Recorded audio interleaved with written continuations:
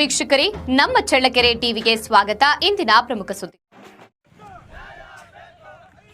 ಕರ್ನಾಟಕ ರಾಜ್ಯ ಸರ್ಕಾರದ ಗೌರವಾನ್ವಿತ ರಾಜ್ಯಪಾಲರು ಪರಿಶಿಷ್ಟ ಒಳ ಮೀಸಲಾತಿ ಮಸೂದೆಗೆ ಅಂಕಿತ ಮೂಲಕ ಅಂಗೀಕಾರ ಮಾಡಿದ ಬೆನ್ನಲ್ಲೇ ರಾಜ್ಯ ಸರ್ಕಾರ ಮಾದಿಗರಿಗೆ ದ್ರೋಹ ಬಗೆದು ಒಳ ಮೀಸಲಾತಿ ಜಾರಿಗೊಳಿಸಬಾರದು ಎಂಬ ಉದ್ದೇಶದಿಂದ ಮತ್ತದೇ ಚಾಳಿಯಂತೆ ಹಳೆಯ ಮೀಸಲಾತಿ ಪದ್ಧತಿಯಲ್ಲಿ 101 ಜಾತಿಯ ಒಟ್ಟು ಮೀಸಲಾತಿಯಲ್ಲಿ ಹುದ್ದೆಗಳ ನೇಮಕಾತಿಗೆ ತಂತ್ರ ರೂಪಿಸಿ ಸಂಪುಟ ಸಭೆಯಲ್ಲಿ ಕೈಗೊಂಡ ತೀರ್ಮಾನದ ವಿರುದ್ಧವಾಗಿ ಹಾಗೂ ತರಾತುರಿಯಲ್ಲಿ ಮಾಡಲು ಹೊರಟಿರುವ ಹುದ್ದೆಗಳ ನೇಮಕಾತಿಯನ್ನು ತಡೆಯಬೇಕಾದ ಅವಶ್ಯಕತೆ ಇದೆ ಎಂದು ದಲಿತ ಸಂಘರ್ಷ ಸಮಿತಿ ಸಂಚಾಲಕ ಟಿ ವಿಜಯಕುಮಾರ್ ಆಕ್ರೋಶ ವ್ಯಕ್ತಪಡಿಸಿದ್ದಾರೆ. ಅವರು ನಗರದ ತಾಲೂಕು ಕಚೇರಿಯ ಮುಂಭಾಗ ನೂರಾರು ದಲಿತ ಮುಖಂಡರು ಭಾಗವಹಿಸಿ ಪ್ರತಿಭಟನೆ ನಡೆಸಿ ತಹಶೀಲ್ದಾರ್ಗೆ ಮನವಿ ಸಲ್ಲಿಸಿದ್ದಾರೆ. ಇದೇ ಸಂದರ್ಭದಲ್ಲಿ ಟಿ ವಿಜಯಕುಮಾರ್, ಡಿ ಚಂದ್ರು, ಹೊಟ್ಟೆಪ್ಪನಹಳ್ಳಿ ಕಾಂತರಾಜ್, ಪ್ರಕಾಶ್, ಹಳೆ ನಗರದ ವೀರಭದ್ರಪ್ಪ, ದ್ಯಾವರನಹಳ್ಳಿ ಸುರೇಶ್, ಉಳ್ಳಾರ್ತಿ ನಾಗರಾಜ್, ವೆಂಕಟೇಶ್, ಹೋಬಳೇಶ್, ಮುರುಳಿ, ನನಿವಾಳ ನಾಗರಾಜ್ ಇನ್ನೂ ಅನೇಕ ಮಾದಿಗ ಮುಖಂಡರು ಪ್ರತಿಭಟನೆಯಲ್ಲಿ ಪಾಲ್ಗೊಂಡಿದ್ದರು. ಮಾಧ್ಯಮ ಸ್ನೇಹಿತರೆ, ಏನು ಕೆಲವು ದಿನಗಳಿಂದ ರಾಜ್ಯ ಸರ್ಕಾರದ ಸಚಿವ ಸಂಪುಟದಲ್ಲಿ ಒಳ ಮೀಸಲಾತಿಯನ್ನು ನಾವು ಇನ್ನೇನು ಜಾರಿ ಮಾಡಿಬಿಟ್ಟಿದ್ದೀವಿ ಅನ್ನೋ ರೀತಿಯಲ್ಲಿ ಮಾನ್ಯ ಮುಖ್ಯಮಂತ್ರಿಗಳು ಅದನ್ನು ಸದನದಲ್ಲಿ ಮಂಡಿಸಿ ಅದಕ್ಕೆ ಕಾನೂನಾತ್ಮಕ ತೊಡಕಿದೆ ಅಂತೇಳಿ ಕಳಿಸ್ತಾರೆ ರಾಜ್ಯಪಾಲರಿಗೆ. ಆದರೆ ರಾಜ್ಯಪಾಲರು ಇದು ಒಳ ಮೀಸಲಾತಿಯಲ್ಲಿ ನೀವು ಇದನ್ನು ಸರಿಯಾಗಿ ಮಾಡಿಲ್ಲ ಅಂತ ಮತ್ತೆ ವಾಪಸ್ ಕಳಿಸಿದಾಗ ಸರ್ಕಾರದ ಏನು ನಮ್ಮ ವಿರೋಧಿಗಳಾದಂಥ ಸಹೋದರ ಛಲವಾದಿ ಸಚಿವರುಗಳು ಮಾನ್ಯ ರಾಜ್ಯಪಾಲರಿಗೆ ಹೋಗಿ ಹಳೆ ಮೀಸಲಾತಿ ಇರ್ತಕ್ಕಂಥ 15%ಗೆ ನಾವು ಇದಕ್ಕೆ ಸರ್ಕಾರದ 56,432 ಹುದ್ದೆಗಳನ್ನ ನಾವೀಗ ನೇಮಕ ಮಾಡಿಬಿಡ್ತೀವಿ. ಈ ರಾಜ್ಯದಲ್ಲಿ ನಿರುದ್ಯೋಗ ಸಮಸ್ಯೆ ಅತಿ ಹೆಚ್ಚಾಗಿದೆ ಅಂತೇಳಿ ರಾಜ್ಯಪಾಲರಿಗೆ ಇಲ್ಲ ಸಲ್ಲದನ್ನು ಹೇಳಿ ತರಾತುರಿಯಲ್ಲಿ ಹಳೆಯ ಮೀಸಲಾತಿ ರೋಸ್ಟರ್ನೇ ಇದನ್ನು ಅನುಮೋದನೆ ಮಾಡ್ತೀವಿ ಅಂತೇಳಿ ಅಂಕಿತ ಹಾಕ್ಸ್ಕೊಂಡ್ಬಂದಿದ್ದಾರೆ. ಆದರೆ ನಮಗೆ ಅನ್ಯಾಯ ಆಗಿರೋದು ಏನು ಒಳ ಮೀಸಲಾತಿ ಕೊಡ್ತೀವಿ ಅಂತ ಹೇಳಿದ್ರಲ್ಲಪ್ಪ ಮೊನ್ನೆ ಸಿದ್ದರಾಮಯ್ಯ ಸಾಹೇಬ್ರೆ, ಸತತ 35 ವರ್ಷಗಳ ಕಾಲ ಕರ್ನಾಟಕದಲ್ಲಿ ದಲಿತರು, ವಿಶೇಷವಾಗಿ ನಮಗೆ ಮಾದಿಗರಿಗೆ, ಎಡಗೈ ಸಮುದಾಯದವರಿಗೆ ಅನ್ಯಾಯ ಆಗ್ತಿದ್ದನ್ನು 35 ವರ್ಷಗಳ ಕಾಲ ಹೋರಾಟ ಮಾಡಿದ್ವಿ. ಆ 35 ವರ್ಷಗಳ ಕಾಲ ಹೋರಾಟ ಮಾಡಿದ ಸಂದರ್ಭದಲ್ಲಿ ಏನು ನಮ್ಮ 2023ನೇ ಕಾಂಗ್ರೆಸ್ ಮ್ಯಾನಿಫೆಸ್ಟೋದಲ್ಲಿ ನೀವು ಒಂದು ಇದನ್ನು ಗ್ಯಾರಂಟಿಯಾಗಿ ನಾವು ಒಳ ಮೀಸಲಾತಿಯನ್ನು ಜಾರಿ ಮಾಡ್ತೀವಿ ಅಂತ ಹೇಳ್ತೀವಿ. ಅಂಥ ಸಂದರ್ಭದಲ್ಲಿ ಈಗ ನಾಗಮೋಹನ್ ದಾಸ್ರವರ ವರದಿಯನ್ನು ಹೇಳಿದ್ರಿ. ನಾಗಮೋಹನ್ ದಾಸ್ ಜಸ್ಟಿಸ್ ನಾಗಮೋಹನ್ ದಾಸ್ರವರನ್ನು ಹೇಳಿದಾದ್ಮೇಲೆ ಅಲ್ಲಿ ನಾಗಮೋಹನ್ ದಾಸ್ ವರದಿ ಆಗಿಲ್ಲ. ಇದನ್ನು ಕಳೆದ 35 ವರ್ಷಗಳಿಂದ ಒಳ ಮೀಸಲಾತಿ ಜಾರಿ ಮಾಡುವ ಈ ಒಂದು ಪ್ರಕ್ರಿಯೆ ಕಳೆದ 35 ವರ್ಷಗಳಿಂದ ನಡೀತಾ ಇದೆ. ಆದರೆ ಆಳುವ ಸರ್ಕಾರಗಳು ಕಳೆದ 35 ವರ್ಷಗಳಿಂದ ಈ ಮಾದಿಗರನ್ನ ಬಹಳ ಕಡೆಯಾಗಿ ಕಾಣಿಸ್ಕೊಂಡು ಬರ್ತಾ ಇತ್ತು.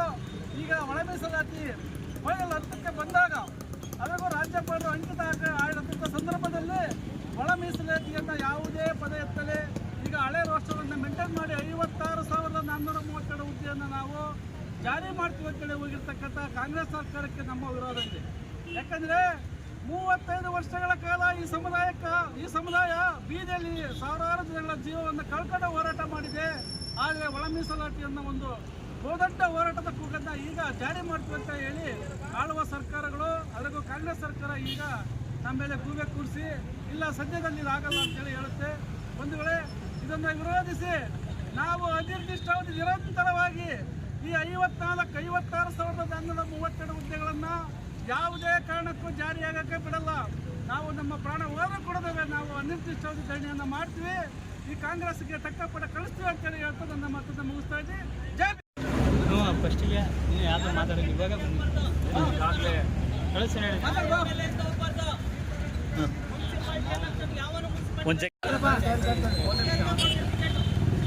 ಈಗಾಗಲೇ ಎಲ್ಲ ಮಾಧ್ಯಮ ಸ್ನೇಹಿತರಿಗೂ ಮತ್ತು ಕರ್ನಾಟಕ ರಾಜ್ಯದ ಜನತೆಗೂ ಎಲ್ಲ ಗೊತ್ತಿರುವಂತೆ ಇದೆ ರಾಜ್ಯದೊಳಗಡೆ ಸ್ವಲ್ಪ ಸೌಂಡ್ ಕಣ 101 ಮೀಸಲಾತಿ ಹಂಚಿಕೆಯಲ್ಲಿ ಭಾಳ ಹಿಂದುಳಿದುವಿಕೆಯನ್ನು ಅನುಭವಿಸಿರ್ತಕ್ಕಂಥ ಮಾದಿಗ ಜನಾಂಗದ ಅಭಿವೃದ್ಧಿ ಮತ್ತು ಇತರೆ ಎಲ್ಲ ಚಟುವಟಿಕೆಗಳನ್ನು ಗುರುತಿಸಿದಂಥ ಸರ್ಕಾರ ಆಯೋಗದ ಮೂಲಕ ಇವರಿಗೆ ನ್ಯಾಯ ಒದಗಿಸಬೇಕು ಅನ್ನೋ ನಿಟ್ಟಿನಲ್ಲಿ ಈಗಾಗಲೇ 2-3 ಆಯೋಗಗಳನ್ನು ರಚನೆ ಮಾಡೋದ್ರ ಮುಖಾಂತರ ಕೊನೆಯದಾಗಿ ನಾಗಮೋಹನ್ ದಾಸ್ ವರದಿ ಅನ್ನತಕ್ಕಂಥ ಆಯೋಗದಲ್ಲಿ ವರದಿಯನ್ನು ರಚಿಸಿ ಅಂಕಿಅಂಶಗಳನ್ನು ಪಡೆದು ಸಚಿವ ಸಂಪುಟದಲ್ಲಿ ಈಗಿರ್ತಕ್ಕಂಥ ಸರ್ಕಾರ ಸಚಿವ ಸಂಪುಟದಲ್ಲಿ ಅನುಮೋದನೆಯನ್ನು ಮಾಡಿ ಮಾನ್ಯ ಘನವೆತ್ತರ ರಾಜ್ಯಪಾಲರಿಗೆ ಕಳಿಸಿಕೊಟ್ಟಿದ್ದು ಇಡೀ ರಾಜ್ಯದ ಜನತೆಗೆ ಗೊತ್ತಿದ್ದಂಥ ವಿಚಾರ. ಆದಾಗ್ಯೂ ಕೂಡ ರಾಜ್ಯಪಾಲರು ಈ ವರದಿಯಲ್ಲಿ ಅನೇಕ ಲೋಪದೋಷಗಳಿದ್ದಾವೆ, ಇವನ್ನ ಸರಿಪಡಿಸಿ ಕಳಿಸಿ ಅಂತೇಳಿ ವರದಿಯನ್ನು ವಾಪಸ್ ಕಳಿಸಿ ಸರ್ಕಾರಕ್ಕೆ ಕಳಿಸಿದಾಗ ಮತ್ತೊಮ್ಮೆ ಅದನ್ನು ಸರಿಪಡಿಸೋದ್ರ ಮುಖಾಂತರ ರಾಜ್ಯಪಾಲರಿಗೆ ಈ ವರದಿಯನ್ನು ಕಳಿಸಿ ರಾಜ್ಯಪಾಲರಿಗೆ ವರದಿ ಹೋದಾಗ ಅದನ್ನು ಅನುಮೋದನೆ ಮಾಡಿಸೋದಕ್ಕೆ ಕರ್ನಾಟಕದ ಸರ್ಕಾರದ ಮುಖ್ಯಮಂತ್ರಿ ಸಿದ್ದರಾಮಯ್ಯನವರ ಸಚಿವ ಸಂಪುಟದ ಸಹೋದ್ಯೋಗಿಗಳಾದಂಥ ಸಚಿವರುಗಳು ಹೋಗಿ ರಾಜ್ಯಪಾಲರಿಗೆ ಮನವರಿಕೆ ಮಾಡಿ ಅದನ್ನು ಅನುಮೋದನೆ ಮಾಡ್ತಕ್ಕಂಥ ಕೆಲಸ ಮಾಡಿ ಬರ್ತಾರೆ. ಒಂದು ಕಡೆ ನಾಗಮೋಹನ್ ದಾಸ್ ವರದಿಯನ್ನು ರಾಜ್ಯಪಾಲರಿಂದ ಅನುಮೋದನೆ ಮಾಡಿ ಮತ್ತೊಮ್ಮೆ ಸಚಿವ ಸಂಪುಟದ ಹತ್ರ ಬರುತ್ತೆ. ಆ ಸಚಿವ ಸಂಪುಟದ ಬೆನ್ನಲ್ಲೇ ಮಾದಿಗರಿಗೆ ಅನ್ಯಾಯ ಮಾಡ್ತಕ್ಕಂಥ ದ್ರೋಹ ಬಗೆತಕ್ಕಂಥ ಕೆಲಸ ಸಿದ್ದರಾಮಯ್ಯನವರ ಸಚಿವ ಸಂಪುಟದ ಸಹೋದ್ಯೋಗಿಗಳು ಕೆಲಸ ಮಾಡ್ತಾರೆ. ಇದನ್ನು ಕೇಂದ್ರ ಸರ್ಕಾರಕ್ಕೆ ಶಿಫಾರಸು ಮಾಡೋದಕ್ಕೆ ಕಳಿಸ್ಬೇಕು. ಅಲ್ಲಿಂದ ಕೇಂದ್ರ ಸರ್ಕಾರದಿಂದ ಅನುಮೋದನೆಯಾಗಿ ಬರೋದಕ್ಕೆ ತುಂಬ ತಡ ಆಗುತ್ತೆ. ಅಲ್ಲಿವರೆಗೂ ರಾಜ್ಯದೊಳಗಡೆ ನಿರುದ್ಯೋಗಿಗಳು ಹೋರಾಟ ಮಾಡ್ತಾ ಇದ್ದಾರೆ, ಸರ್ಕಾರಕ್ಕೆ ಗೆಲುವು ಮಾಡ್ತಾ ಇದ್ದಾರೆ. ಆ ಕಾರಣದಿಂದ ನಾವು ಕೂಡಲೇ ಈ ರಾಜ್ಯದೊಳಗಡೆ ಉದ್ಯೋಗನ ನೇಮಕ ಮಾಡಬೇಕು ಅಂತಕ್ಕಂಥ ನೆಪದ ಕಾರಣವನ್ನು ಒಡ್ಡಿ ಈಗ 56,432 ಹುದ್ದೆಗಳನ್ನು ತುಂಬೋದಕ್ಕಾಗಿ ಈಗ ಪ್ರಾರಂಭ ಮಾಡಿದ್ದಾರೆ.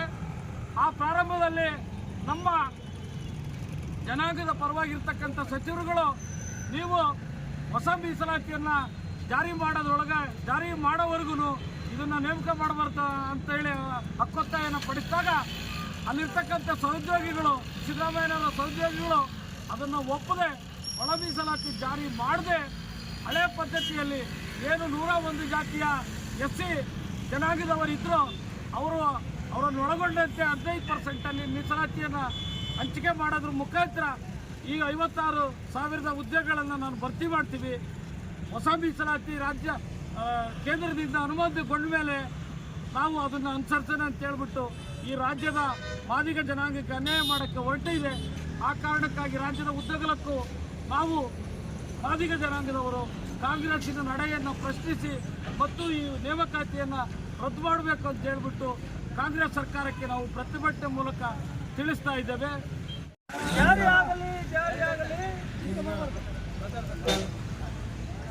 ಈ ದೇಶದ ಅತ್ಯಂತ ದೊಡ್ಡ ಪಕ್ಷ ಕಾಂಗ್ರೆಸ್ ಯಾವ ಮಟ್ಟದ ಮೋಸ ಕಪಟ ರೂಢಿ ಮತ್ತು ತಳಿಯಲ್ಲಿ ವ್ಯಕ್ತಿಗಳನ್ನು ಪಕ್ಷ ಈ ಕಾಂಗ್ರೆಸ್ ಪಕ್ಷ ಮಾಡಿರತಕ್ಕಂಥ ದೊಡ್ಡ ಒಂದು ಹೇಳಿ ಪ್ರಾಮಾಣ್ಯ